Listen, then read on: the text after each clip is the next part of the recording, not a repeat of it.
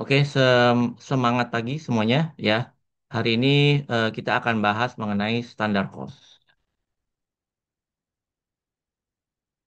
Oke, jadi sebelum kita nanti masuk ke real budgetnya seperti apa kan, seperti mata kuliah kita, ya, eh, kita harus mengetahui dulu yang dinamakan dengan standar cost gitu ya. Oke, jadi standar cost itu adalah biaya, ya, biaya direct material, direct labor, dan overhead yang diperlukan untuk membuat satu unit produk, gitu ya. Oke.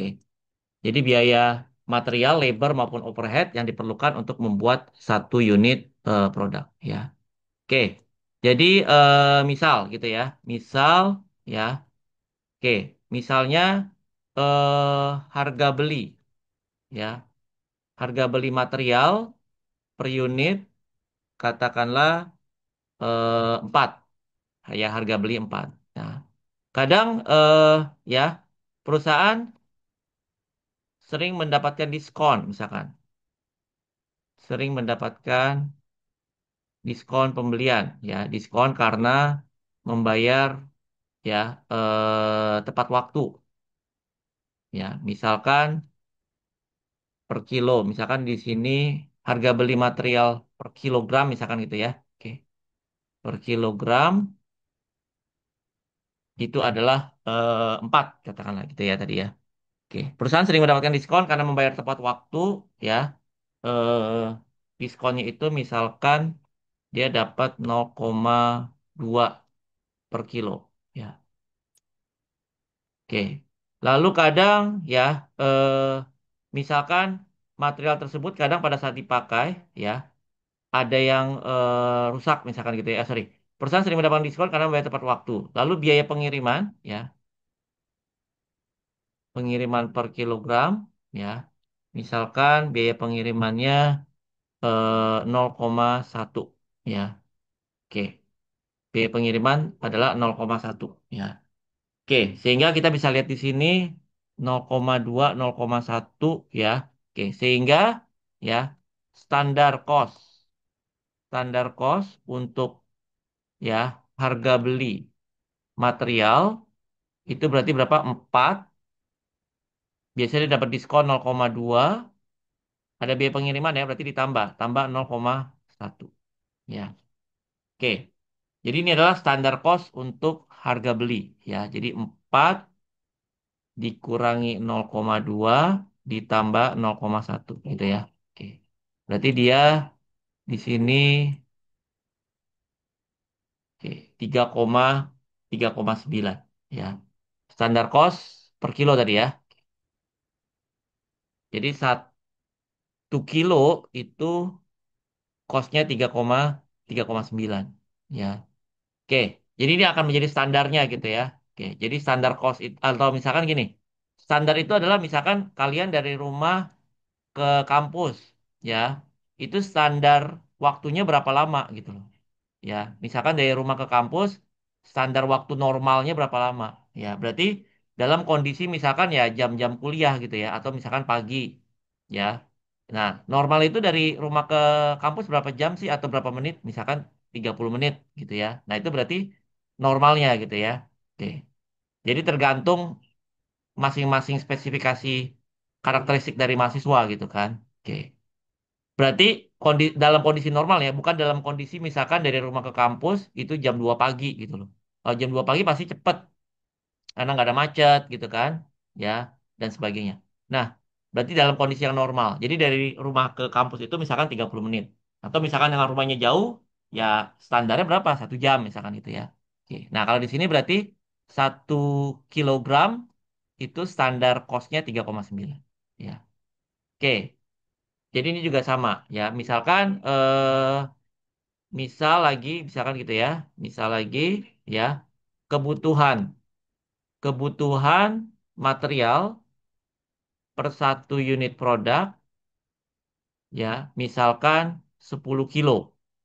Nah, kadang dalam produksi, dalam proses produksi ya, ada material yang rusak ya, yang biasanya rusak. Yang biasanya rusak, ya berarti harus diganti baru ya. Misalkan yang rusak itu saat apa 0,5 kilogram ya. Oke, yang biasanya rusak itu 0,5 ya.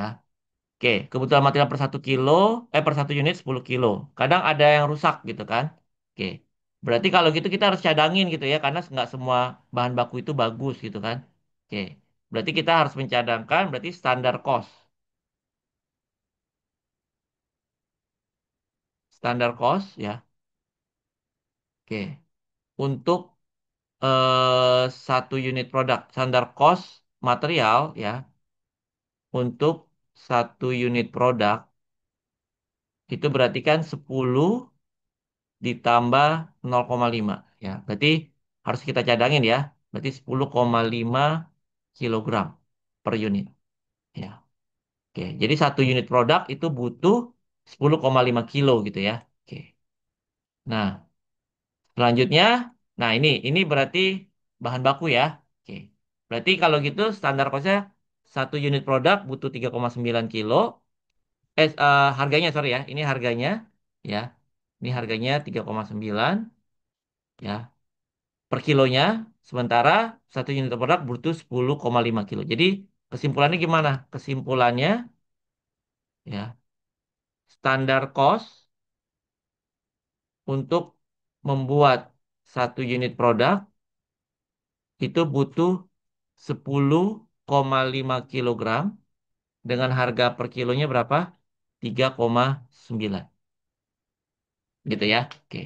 Standar cost untuk membuat 1 unit produk ya. Standar cost material ya. Standar cost direct material untuk membuat 1 unit produk itu adalah 10,5 kilo dengan harga per kilonya 3,9 dolar ya. Nah, ini sangat berguna dalam hal nanti kita membuat anggaran gitu ya, budgeting. Jadi kita harus tahu dulu standarnya ya. Oke, nah sekarang misalkan ya, ternyata actualnya ya ada pertanyaan, Zahran? Pak, mohon maaf saya lagi di luar. Cuma kenapa pakainya 3,9 Pak? Kan itu jika tepat waktu saja Pak. Kenapa nggak pakai yang empatnya? Gimana gimana? Nggak kedengeran? Suaranya Uh, kurang jelas? Maaf Pak, itu kan kan kalau ada diskon itu kan karena tepat waktu. Kenapa nggak pakai yang empatnya Pak? Karena kan itu jika tepat waktu doang Pak. Jadi kalau nggak tepat waktu kan berarti di empat. Serta Oh, kenapa dari nggak pakai yang 4 ini? iya, Ya, ya kayak karena gini kan aja. Apa? Misalkan kita beli barang. Beli barang itu kan nggak cuman harga beli aja kan? Ya. Jadi kita beli barang nih. Misalkan kamu pedagang, pedagang gitu ya. Kamu ngambil bajunya di Tanah Abang. Beli bajunya di sana harga 100.000. Nah, tapi kan kalau mau menuju Tanah Abang itu kan kamu harus ada ongkos dong pulang pergi, ya kan? Ada ongkosnya, ya. Harga beli barangnya di sana 100. Ongkos pulang pergi misalkan 20.000. Nah, berarti kan kita nggak mungkin jual barangnya di bawah 100 kan, ya? Atau di bawah 120 karena ongkos kita ke sana harus kita perhitungkan gitu loh, ya. Sebagai nanti harga jual barang kita. Nah, itu berarti menjadi standar cost dari eh, apa ibaratnya barang dagangan kita gitu kan. Jadi harga belinya nggak cuma kalau kita beli barang kan nggak cuma harga beli toh kan. Ada biaya pengiriman, kadang kita dapat diskon. Nah, ini diskon itu kadang-kadang makanya di sini saya bilang sering mendapatkan diskon. Jadi ibaratnya dia pasti selalu mendapat diskon gitu loh. Nah, berarti kan menjadi pengurang ya, kayak gitu. Jadi nggak cuman kalau beli barang itu hanya harga belinya aja gitu loh. Pasti ada perintilan-perintilan lainnya gitu kan. Nah gitu. Begitu juga dengan kebutuhan. Tadi kan realnya kita cuma butuh 10. Tapi kadang ya ada aja barang yang misalkan ya untuk membuat kue misalkan kita butuh 10 telur. Tapi kadang 10 telur itu ada yang nggak bagus gitu loh. Ya kalau kita cuma cadangin 10 aja. Sementara mungkin ada yang busuk gitu ya. Nah itu harus kita cadangin. Nah di sini kadang ada yang rusak gitu loh. Jadi kita cadangin jadi 10,5 gitu kan. Paham nggak? harus ada ya Pak, standar cost. Ngerti ya? Jadi nggak cuman kebutuhan awalnya aja gitu loh. Ya. Oke, jadi ada Oke, baik. cadangannya. Ya. Kayak misalkan tadi saya bilang, ya kalau kita beli nggak cuma harga beli aja gitu kan. Ada biaya pengiriman, ya. Kadang ada diskon, kadang misalkan ada yang kita retur gitu kan, dan sebagainya. Ya, jadi dalam kondisi yang normal, makanya saya bilang dalam kondisi normal tadi. Ya. Kalau misalkan dalam kondisi optimis, ya kan optimis yang namanya kan berarti maksimal. Misalkan tadi, kalau kalian dari rumah ke kampus, idealnya itu cuma 30 menit, misalkan gitu. Tapi kan di situ kita nggak tahu ada apa, ada kemacetan, kadang ada kecelakaan, ada perbaikan jalan. Jadi jangan cuma 30 menitnya gitu loh. Tapi dicadangin lagi waktu-waktu yang lain gitu ya. Misalkan, oh ditambah kita nggak tahu ada hal yang nggak terduga, tambah lagi 10 menit gitu loh. Jadi 40 gitu kan. Nah itu dalam kondisi yang normal. Makanya nggak bisa dalam kondisi tadi misalkan dari rumah ke kampus itu jam 2 pagi gitu kan. Kalau idealnya memang cuma 30 menit misalkan gitu. Ya, tapi itu dalam kondisi jam 2 pagi gitu kan. Gitu. Paham ya? Oke, baik, Pak. Paham, Pak. Ya. Nah, itu yang dimaksud dengan standar cost. Jadi kalau kita membuat standar cost dalam kondisi normal, bukan dalam kondisi optimis, ya.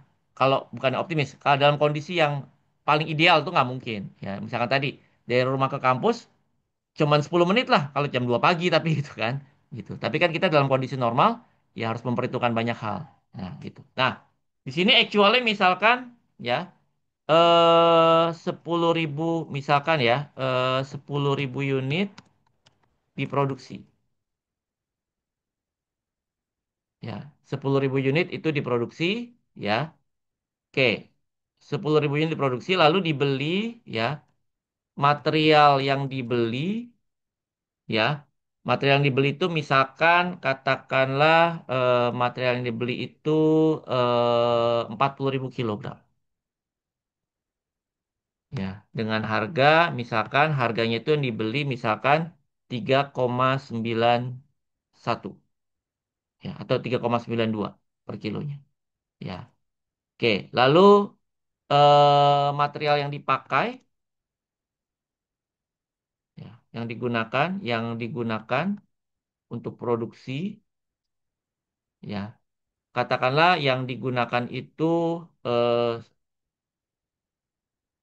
tadi harga belinya 3,92, ya, oke, sorry, 10.000, oke, ini salah, material yang dibeli, ya, 10.000 kali 10, bentar ya.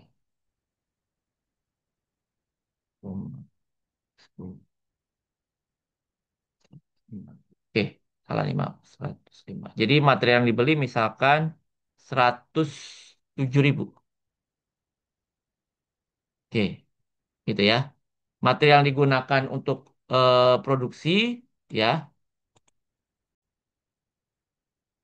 Oke, material yang digunakan untuk produksi, misalkan dia gunakan 100 4 9 104 104.999. Sorry.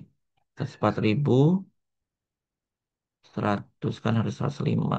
104.998. Oke. Nah, ini misalkan material yang real dia gunakan, ya, 104.998 kilogram. Ya. Oke, harusnya kan dia pakai 10,5 kali 10.000 dikurangi 4, ya betul ya. 104.998. Oke. Nah, ini sini coba kita analisa gitu ya. Oke. Jadi gunanya standar cost ini adalah untuk perencanaan gitu ya. Jadi standar cost itu digunakan untuk apa? Untuk perencanaan. Untuk perencanaan dan controlling. Ya. Jadi kita punya alat gitu loh, punya tools untuk melakukan perencanaan dan juga untuk melakukan pengawasan. Kalau misalkan nanti angkanya di atas atau di bawah itu bisa jadi tanda tanya gitu ya, karena kita udah nentuin standarnya di awal. Ya misalkan tadi standar kalian dari rumah ke kampus 30 menit sampai atau 40 menit gitu ya. Tapi kok ini belum sampai-sampai misalkan gitu ya. Nah, itu kan berarti harus ada pengkajian gitu, harus kita kaji ulang. Ya. Kenapa jadinya 1 jam misalkan gitu ya. Nah itu bisa jadi alat perencanaan kita gitu loh. Dan itu nanti kita bisa ambil keputusan strategis gitu ya, bagaimana overcome kenapa ini nggak sesuai gitu loh. Ya. Atau misalkan suatu divisi udah dikasih standarnya gitu ya. Misalkan untuk pembelian ATK setiap bulannya hanya 2 juta standarnya gitu ya. Tapi ternyata dia beli 4 juta. Nah, itu kan berarti harus dikaji. Kenapa ada pembelian yang melebihi standarnya gitu ya. Jadi di situ ada suatu alat perencanaan atau alat controlling. Ya. Oke. Nah, sekarang kita lihat. Standar cost digunakan untuk perencanaan dan controlling. Nah, sekarang actualnya berapa di sini? Actualnya kita lihat actualnya ya. Actualnya ya. Berarti kita lihat varian sekarang ya. Actualnya kan dia beli berapa nih? Material yang dibeli 107 ya. Oke, 107 ribu kilogram. Ya. Harganya berapa realnya? 3,92. Ya, ini actualnya 3,92. Berarti in total dia beli dengan harga ini kan 107 ribu kilogram dikali 3,9. Ya, 419. Nah, berdasarkan budgetnya ya, harusnya kalau dia beli 107, tadi harganya harusnya berapa? 107, ya. Tadi harga standarnya harusnya berapa? 3,9 ya tadi ya, betul nggak? Ya. Berarti dia beli lebih mahal ya. Oke. Harusnya harga standarnya 3,9. Ya, berarti kita di sini kita lihat ya. Berarti ada varian kalau kita bilang. Oke, jadi dia beli harga dengan harga lebih mahal gitu ya. Oke. Harusnya 3,9 dia 3,92. Nah, ini kita bilang dengan price purchase varian. Jadi varians harga beli gitu ya. Berarti varian harga beli itu caranya gimana? 3,92 dikurangi 3,9 ya. Berarti ada varians ya dikali 107. Oke, ini berarti variansnya tidak menguntungkan kalau kita bilang ya. Berarti 3,92 dikurangi 3,9 kali 107 gitu ya, atau 2140. Ini kan selisihnya berapa? 2140 kan? Oke. 2140 ini berarti negatif karena sorry. Berarti kalau ini kan variannya tidak menguntungkan. Ya, jadi saya balik ya. Berarti ini variannya tidak menguntungkan. 3,9 intinya dia harus negatif ya. Oke. 3,92 kurang 3,9 kali 107 ribu. Oke. 2140 ya. Nah, ini namanya unfavorable. Ya, berarti selisih yang tidak menguntungkan. Ya, selisih tidak menguntungkan. Un Unfavorable. Sorry. Oke. Selisihnya tidak selisihnya tidak menguntungkan ya. Oke, atau UF. Oke, unfavorable. Nah, ini dibilang dengan price purchase variance ya. Oke, jadi varians harga beli. Nah, jadi dia belinya lebih mahal. Harusnya 3,9 dia beli 3,92 gitu ya. Jadi nggak sesuai dengan standar yang udah ditetapkan sebelumnya. Ya. Nah, ini sekarang siapa yang bertanggung jawab nih kalau misalkan ini? Ya bisa aja bagian pengadaan, pembelian. Ya. Kita lihat analisa kenapa harga belinya actually lebih mahal. Ya. Bisa ada variabel yang memang bisa kita kontrol, ada yang enggak misalkan. Ya.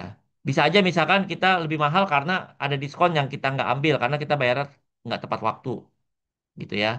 Oke. Atau memang dari penjualnya emang harganya lebih mahal gitu loh. Nah, itu harus kita analisa. Ya. Kenapa ada varian? Nah, itu nanti bisa jadi alat kita buat melakukan controlling ya atau pengawasan.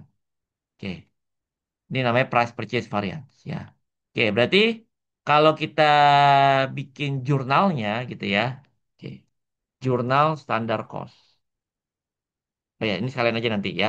Oke, lalu yang kedua, ini dari sisi pembelian. Nah, sekarang dari sisi pemakaian kita lihat ya. Ini dari sisi harga gitu ya. Oke, dari sisi harga ya.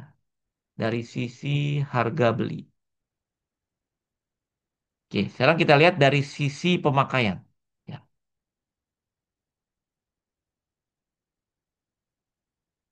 dari sisi pemakaian actualnya berapa? Ya, actualnya itu yang dipakai berapa? 104,998 kilo. Ya, dengan harga 3,9 gitu ya. Dari sisi pemakaian 3,92. Berarti ini actualnya ya 104 dikali 3,9. Oke, 104,998 kali 3,92 ya. Oke, sekarang pertanyaannya ya, kalau berdasarkan budgetnya ya. Oke, berdasarkan budget ya, berdasarkan standar cost-nya harusnya berapa nih? Oke, sini. Berdasarkan budgetnya, standar cost. Ya, standar cost-nya harusnya yang digunakan berapa? 104,998. Jadi kan harusnya gini, jika memproduksi 110.000 unit ya, jika produksi 10.000 unit, ya, direct material yang dipakai seharusnya berapa? Ya, direct material yang dipakai seharusnya kan berarti 10.000 unit kali berapa? Satu unit butuh berapa tadi? Satu unit butuh ya 10,5 ya 10,5. nggak? 10,5 kilogram. Ya, jadi 10.000 kali 10,5. Ya, harusnya dipakai 105. Ya, tapi dia pakai berapa? 104,998. Ya, oke. Berarti seharusnya ya, sorry. Berdasarkan budgetnya, sorry. Berdasarkan budgetnya, ya, yang dia gunakan kan 104,998 kan pemakaian ya. Kita lihat pemakaiannya. Ya, oke. Standarnya itu kan harusnya berapa di sini?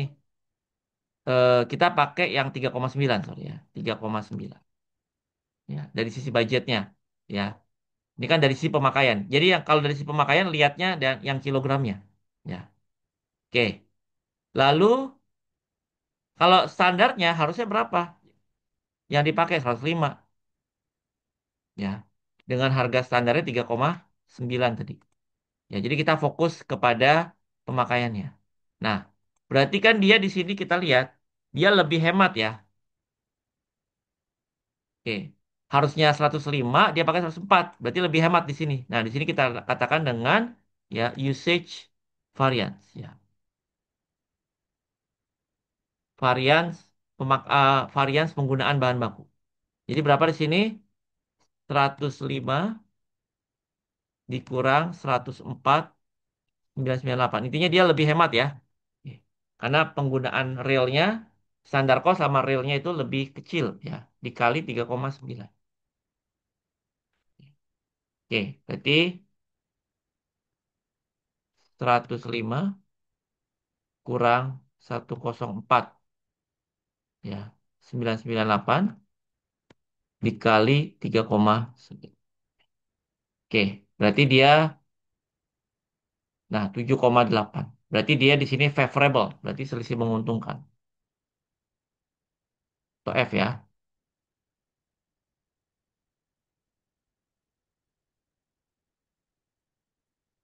Oke. Nah, di sini kita bilang dengan favorable atau selisih yang menguntungkan. Ya. Berarti kalau kita jumlahkan ya 105 ya. Nah, di sini berarti total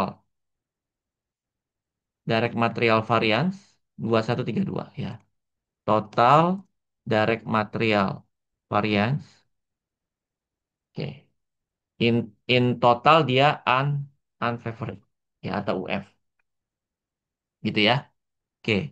Nah, di sini berarti kalau kita buat jurnalnya, jurnal yang pertama jurnal pembelian ya. Jurnal dengan standar cost.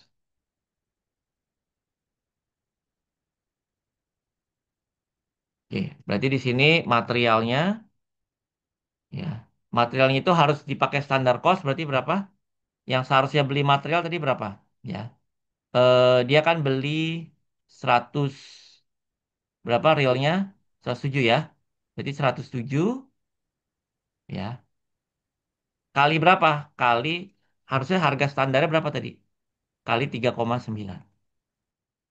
Nah, lalu di sini utang gitu ya. Oke. Material bertambah, account payable-nya bertambah. Nah, account payable berarti yang realnya. Realnya berapa yang dia keluarkan? 419. Yang jadi utang gitu ya. Oke. Lalu berarti ada selisih pembeli, ada selisih apa? Selisih harga beli. Tadi tidak menguntungkan ya. Kalau tidak menguntungkan berarti kita debit ya. Berarti di sini price purchase varian. Selisihnya berapa? 419. Ini rugi ya berarti ya. Oke, 2140 ya. Kalau rugi kan di debit. Jurnal dengan standar cost, ini jurnal yang pertama price purchase variance. Ya, 2140. Jadi material di sini adalah sesuai dengan standarnya tadi. Ya, 107.000. Kita beli standar costnya tadi berapa harusnya 3,9. Ya. Countable-nya berarti yang kita bayar ke supplier berarti yang real kan? Kali 3,9. Oke. Maka di sini ada price purchase variance. Nah, lalu berikutnya adalah untuk yang pemakaian. Pemakaian berarti kan kalau dia dipakai ya jurnal pemakaian bahan baku. Jurnal standar ya, standar cost untuk pemakaian bahan baku.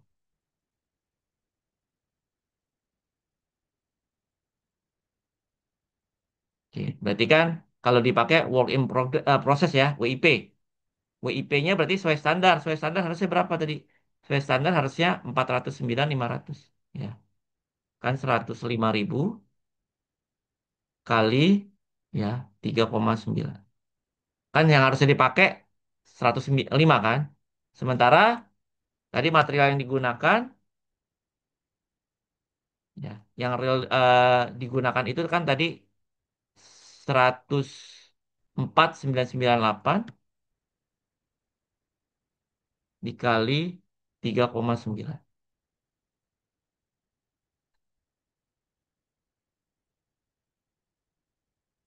Oke, 104.998 ya kali 3,9. Oke, maka selisihnya tadi ada favorable ya. Kalau favorable berarti di kredit ya. Berarti di sini ada usage varian.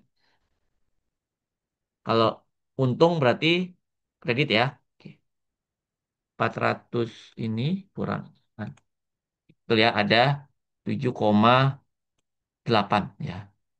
Oke. Karena dia menguntungkan maka ada di kredit. Ya, jadi nanti price purchase varian dan juga usage varian ini akan menjadi alat kontrol kita.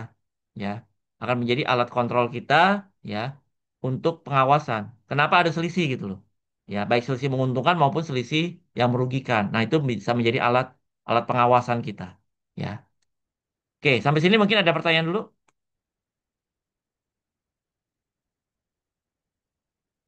Kalau nggak ada, berarti untuk material varians ini akan kita sudahi dulu ya. Nanti minggu depan kita akan belajar mengenai labor variance ya.